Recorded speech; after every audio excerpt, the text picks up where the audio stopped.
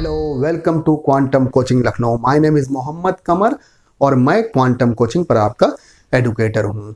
देखिए, याद करिएगा तो हम लोगों ने नीट 2020 के लिए मैकेनिक्स की इम्पॉर्टेंट सीरीज स्टार्ट की थी और उस सीरीज में हम लोग 2 लेक्चर पढ़ चुके हैं और जिसमें हम लोगों ने मोशन इन 1 डायमेंशन के क्वेश्चंस लगाए थे। और आज जो हम लोग 3rd नंबर लेक्चर में क्वेश्चन स्टार्ट करेंगे उसमें वेक्टर के क्वेश्चंस लगाएंगे। धीरे धीरे वेक्टर के बाद प्रोजेक्टाइल बताएगा, रोटेशनल मोशन, इसके अलावा circular motion, universal gravitation, satellite and planetary motion, work power energy, friction, force, इन सब के क्वेश्चंस कराएंगे।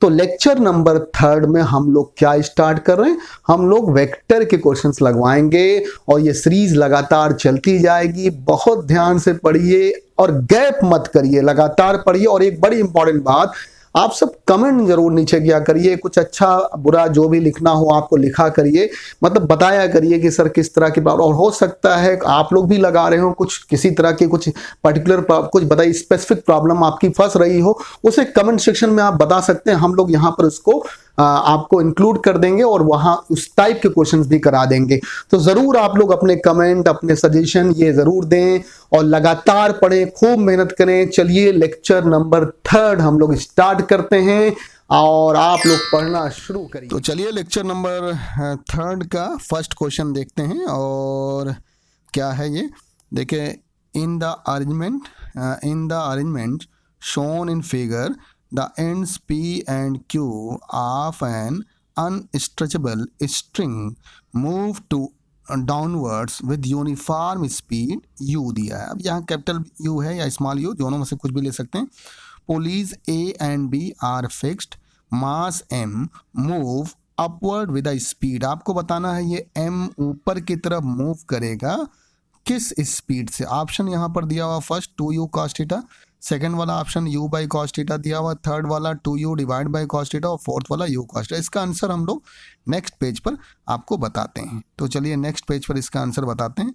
और देखिए, ये ऊपर की तरफ किस स्पीड से जाएगा, ये मास m जो है यही आपको बताना है। अच्छा, एक बताइएगा, ये स्पीड u से नीचे की तरफ जा रहा है और ये भी स्पीड u से नीचे की तरफ जा रहा है। इसको हम लोगों ने y ले लिया, ये भी थीटा और ये भी थीटा और ये x ले लिया। अच्छा, एक जो क्वांटिटी यहाँ पर नहीं बदल रही है वो l है, यानी लेंथ तो यहाँ पर बदलेगी नहीं। तो बाई पाइथागोरस थ्योरम से देखिएगा तो एक्स स्क्वायर यानी हाइपोटेन्यूज का स्क्वायर इक्वल टू क्या हो गया, बेस का स्क्वायर और प्लस परपेंडिकुलर का स्क्वायर हो गया। अब दोनों साइड को डिफरेंशिएट कर दीजिए विथ रिस्पेक्ट टू टाइम। एक बात आप देखिएगा यहाँ पर, एल की भाई लेंथ तो यहाँ पर बदल नहीं जाएगी, जो यहाँ पर ये एल तो बदलेगा नहीं, ये कांस्टेंट। हाँ, ये एक्स और y लगातार चेंज हो रहा है लेकिन l नहीं। देखिए, जब ये ऊपर की तरफ जाएगा तो y बदलेगा और x भी बदलेगा। तो कांस्टेंट का डिफरेंशिएशन आपको पता है यहाँ पर 0 होता, तो l का क्या हो गया 0 और एक्स स्क्वायर का 2x और dx by dt with respect to dt आपने किया था यानी टाइम के रिस्पेक्ट में, और ये 2y dy बाई dt हो गया। अब जरा यहाँ देखिए, dy बाई dt हमको निकालना है कि किस स्पीड से ये मास m ऊपर जा रहा है, यही पीछे क्वेश्चन में पूछा गया। ये m मास है यहाँ पर, तो देखिएगा dy बाई dt निकालेंगे, dx बाई dt हो गया और यहाँ x by y, x divide by y क्या है, ये cos थीटा। cos थीटा क्या होगा, बेस डिवाइड बाई हाइपोटेन्यूज। और तो बेस आपका देखिएगा यहाँ पर क्या है, बताइएगा, बेस डिवाइड बाई हाइपोटेन्यूज होगा। तो यहाँ पर देखिए x डिवाइड बाई, तो x डिवाइड बाई वाई जो है ये 1 अपान यहाँ पर cos थीटा है। देखिए यहाँ पर थोड़ा सा गलत लिखा हुआ है और इसको हम लोग चेंज कर देते हैं। यहाँ ऊपर की तरफ y होगा और नीचे की तरफ क्या होगा, x होगा। तो y डिवाइड बाई यहाँ पर x होगा, और ये ध्यान रखिएगा क्योंकि आप खुद देख लीजिए, आप यहाँ से चेक कर लीजिए। आप देखिएगा यहाँ पर cos थीटा इसके सामने जरा बताइएगा, ये आपका परपेंडिकुलर हो गया और ये आपका बताइएगा बेस हो गया और ये हाइपोटेन्यूज। cos थीटा होता है बेस डिवाइड बाई हाइपोटेन्यूज, तो बेस क्या है y और हाइपोटेन्यूज क्या है x। तो यहाँ y डिवाइड बाई x क्या होगा, cos थीटा होगा। तो x डिवाइड बाई y क्या हो गया, 1 अपान cos थीटा हो गया। और dx बाई dt जरा बताइए यहाँ पर क्या है, dx बाई dt जरा बताइए, यही आपका वेलोसिटी है जो आपको दिया हुआ है। तो dx बाई dt, तो इसका मतलब dy बाई dt क्या हो गया, u divide by cos theta हो गया। तो ऑप्शन यहाँ पर चेक कर लेते हैं कौन सा ऑप्शन करेक्ट है।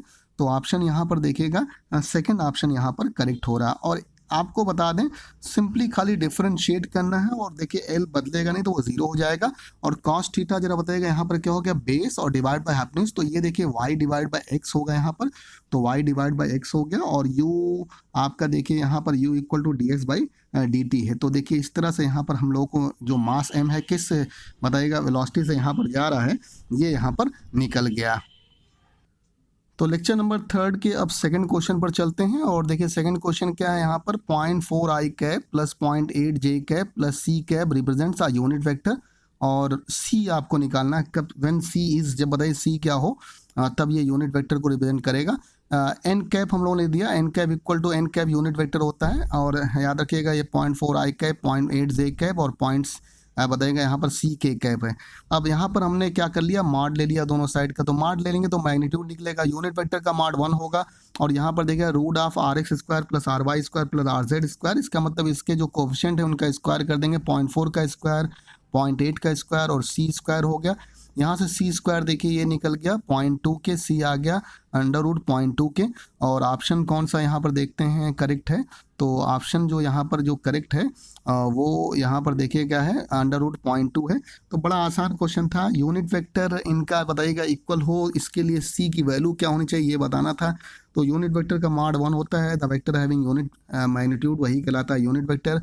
तो इस तरह से यहाँ पर हम लोगों ने माड लेकर यहाँ पर आंसर निकाल दिया। चलिए लेक्चर नंबर 3 के थर्ड नंबर क्वेश्चन की तरफ बढ़ते हैं और देखिए थर्ड नंबर क्वेश्चन यहाँ पर क्या है इसको भी देखते हैं। देखिए थर्ड नंबर क्वेश्चन है, the angle between two vector a दिया हुआ है 3 i cap plus 4 j cap plus 5 k cap and b equal to 3 i cap plus 4 j cap minus 5 k cap will be. Angle निकालना है, option आपको यहाँ पर 4 दिए हुए हैं, बहुत आसान क्वेश्चन है। हम लोग क्या करते हैं, इसका डॉट प्रोडक्ट निकाल लें। ए डॉट भी आप जानते हैं ए बी कॉस थीटा होता है, और जब डॉट प्रोडक्ट करेंगे तो आई डॉट आई 1 होता है, जे डॉट जे क्या होगा 1 होगा, के डॉट के 1 होगा। और आई डॉट अगर जे करते हैं 0, आई डॉट के करते हैं 0, यानी सेम का सेम से होगा तभी 1 होगा, क्योंकि आपको पता है एन डॉट एन कैप क्या होता है, आपको पता है एन स्क्वायर यानी 1 के होता है। यानी यूनिट वेक्टर को जब उसी वेक्टर से डॉट प्रोडक्ट करते हैं तो 1 निकलता है, क्योंकि कॉस 0 की वैल्यू 1 आती है, तो आपको पता ही होगा। तो देखिए 3 और इंटू 3 यहाँ पर हो गया 9, 4 और इंटू क्या हो गया 4 16, और 5 इंटू -5 क्या हो गया -25, ये आ गया 25 -25 0। 8 भी कॉस थीटा 0 आ रहा है, इसका मतलब कॉस थीटा बताएगा 0 आएगा, इसका मतलब थीटा क्या हो गया यहाँ पर 90 आ जाएगा। इसका मतलब सीधा सा मतलब यहाँ होगा थीटा क्या हो जाएगा 90 यहाँ पर हो जाएगा।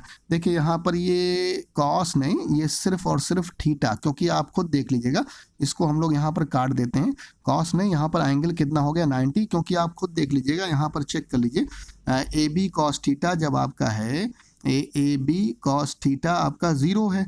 देखिए ए बी कॉस थीटा 0 आ रहा है, अगर ए बी कॉस थीटा यहाँ पर 0 आ रहा है तो सीधी सी बात है कॉस थीटा इक्वल टू क्या हो गया यहाँ पर 0। और कॉस 90 की वैल्यू कितनी होती है, कॉस 90 की वैल्यू क्या होती है यहाँ पर 0 होती है, तो कॉस से कॉस यहाँ पर कैंसिल हो गया, थीटा कितना हो गया यहाँ पर 90 हो गया। तो थीटा यहाँ पर थोड़ा सा गड़बड़ लिखा हुआ है, उसको हम लोग सही करते हैं, ये कॉस यहाँ पर नहीं होगा और ये कॉस हटा दीजिए, इसका मतलब थीटा क्या हो गया यहाँ पर 90, क्योंकि कॉस 90 की वैल्यू क्या हो गई यहाँ पर 0 हो गई, तो थीटा इसका मतलब एंगल कितना निकल गया भाई, एंगल जो आपका निकल गया वो यहाँ पर आ गया 90 डिग्री। इसका मतलब कौन सा ऑप्शन करेक्ट हो गया, फर्स्ट नंबर ऑप्शन करेक्ट हो गया। चलिए नेक्स्ट क्वेश्चन की तरफ बढ़ते हैं, लेक्चर नंबर 3 के फोर्थ क्वेश्चन की तरफ हम लोग बढ़ते हैं और देखते हैं फोर्थ क्वेश्चन क्या है। और देखिए a particle has an initial velocity of 3 i cap plus 4 j cap and an acceleration of 0.4 i cap plus 0.3 j cap, its speed after 10 second आपको बताना है। देखिए पार्टिकल की इनिशियल वेलोसिटी दिया हुआ है u और 3 i cap plus 4 j cap, acceleration दिया हुआ 0.4 i cap plus 0.3 j cap.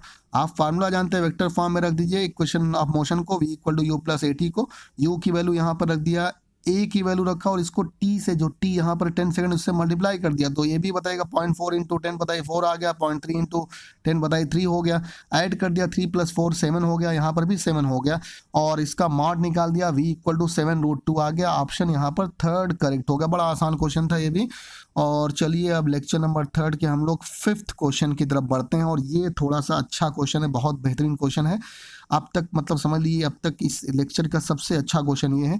A carrom board 4 feet and 4 feet square shape का has the queen at centre है, क्वीन सेंटर पर है। The queen hit by the striker move to front edge, यानी बताएगा striker से hit करते हैं और ये फ्रंट एज पर जाकर लगते हैं और रीबाउंड होती है and goes into hole behind the striking line. वैसे कि कोलिजन यहाँ पर इलास्टिक होगा, इसका मतलब जो एंगल ऑफ इंसिडेंट होगा एंगल ऑफ रिफ्लेक्शन के इक्वल होगा।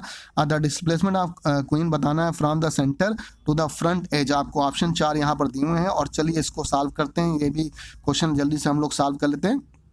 देखिए यहाँ से आपका ये यहाँ से टकराती है और ये वापस यहाँ पर जाती है और देखिए जाकर यहाँ पर ये इसमें जाकर आ जाती है। आपने कैरम तो खेला ही होगा, तो कैरम खेला होगा और देखिए क्वेश्चन भी इसी तरह का दिया हुआ है यहाँ पर। Carrom board the queen hit by the striker, striker से आप हिट करते हैं फ्रंट एज पर और रिबाउंस होती है और होल में वापस में जाती है। इस तरह से आपको पॉइंट मिल जाता है, उसमें होल में जाती है, यही करना भी होता है। और देखिए ये बताइए एंगल ऑफ इंसिडेंस और रिफ्लेक्शन दोनों सेम होगा क्योंकि इलास्टिक कोलिजन है यहाँ पर, तो ये थीटा थीटा दोनों सेम हो गया। ये 4 फीट का है, ये भी 4 फीट का है, स्क्वायर है तो 4 फीट का, और इसकी यहाँ पर हम लोगों ने लेंथ ले लिया x। तो देखिए अगर इस ये हाफ पर है ये, तो ये हो गया सेंटर यहाँ पर है ना, तो हाफ पर हो गया, तो ये हो गया इतना 2 माइनस, क्योंकि बताइएगा इतना 2 हो गया तो 2 माइनस एक्स हो गया। आप जरा देखिएगा in the elastic collision angle of incidence and angle of reflection क्या होगा, इक्वल होगा। तो tan थीटा अगर यहाँ से निकालें तो tan थीटा इस वाले ट्राइंगल के निकालते हैं। देखिए इस वाले ट्राइंगल के tan थीटा आ गया x divide by 2 perpendicular divide by base. और अब इसके लिए देखते हैं बड़े वाले ट्राइंगल के लिए, यहाँ पर देखते हैं ये वाले के लिए, तो tan theta 2 minus x divide by 4 क्योंकि परपेंडिकुलर डिवाइड बाय बेस और दोनों के लिए एंगल इक्वल है, इसलिए हमने ऐसा कर दिया, इक्वल कर दिया। x की वैल्यू इससे निकल गया 2/3 फिट की आ गया, x की वैल्यू यहाँ पर आ गई। अब डिस्प्लेसमेंट ए बी हमको निकालना था, तो डिस्प्लेसमेंट ए बी हम लोग निकाल लेते हैं। ए बी डिस्प्लेसमेंट जो होगा ये हाइपोटेन्यूज है, तो बताइएगा यहाँ परपेंडिकुलर का स्क्वायर और बेस का स्क्वायर का सम करके और इसका स्क्वायर रूट कर देंगे। तो हम लोगों ने जो है बताइएगा यहाँ पर ये देखिएगा परपेंडिकुलर तो x आपका है, x है, इसका मतलब 2 का स्क्वायर, और यहाँ पर देखिए परपेंडिकुलर आपने देखिएगा यहाँ पर x है और x की वैल्यू 2/3 निकाला, 2/3 का स्क्वायर हो गया। और बेस जरा देखिएगा आप, इसकी हाफ डिस्टेंस पर है, 4 का आधा कितना हो गया 2, यहाँ 2 रखा, इसको सॉल्व किया तो इसको सॉल्व किया और देखिए आ गया 2/3 √10 फिट आ गया। और ये देखिए आंसर आ चुका है, इसका मतलब ऑप्शन जो है कौन सा करेक्ट हो गया, ऑप्शन देखिएगा यहाँ पर फर्स्ट नंबर ऑप्शन करेक्ट हो गया। लेकिन कभी कभी क्या करता है, अब क्वेश्चन में आपको इसके आगे भी हमने बता दिया, अगर BC पूछा जाए तो BC कैसे निकालेंगे, BC भी इसी तरह से निकाल लेंगे।